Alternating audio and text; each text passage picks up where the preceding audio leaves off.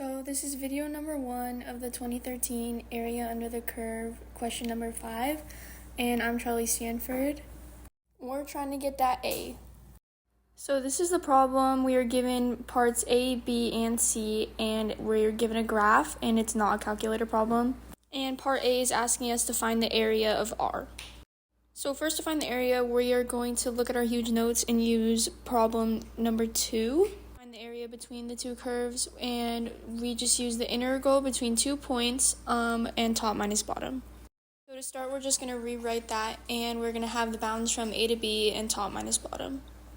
Then we're going to see which one of our equations is top and which is bottom. So here we see that f of x is the bottom and g of x is the top. And then we're going to use 0 to 2 as our bounds. Then we're just going to plug in f of x and g of x and our bounds into the question.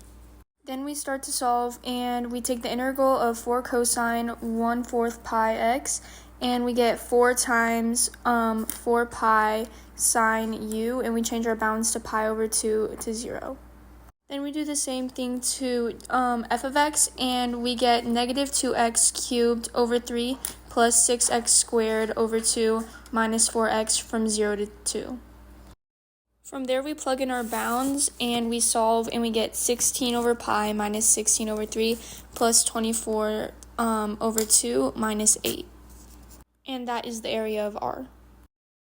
Now we're going to move on to part B, where it says, write but do not evaluate an integral expression that gives the volume of a solid generated when R is rotated about the horizontal line y equals 4. So for this, since it says write but do not evaluate, we don't need to solve it, but we just need to plug in our numbers. And we're going to use huge notes number 4. So this is our huge notes number 4, and we're going to use the washer method, where we take the integral between 2 points and with r squared and little r squared, and it's just the big radius squared minus the small radius squared. So we're just going to take that and rewrite it on our paper. Then we're going to figure out what our big r squared is and our little r squared is. Next, we just plug in our bounds and f of x and g of x, and we minus both of them by 4 and square it. And that's our answer for part B, since we don't have to solve it.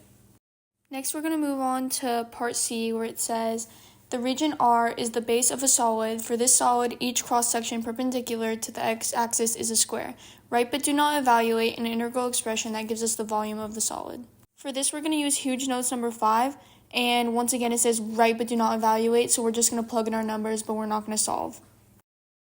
This is huge notes number 5, and this is the formula we're going to be using for this question. So first, once again, we're just going to rewrite the formula on our paper.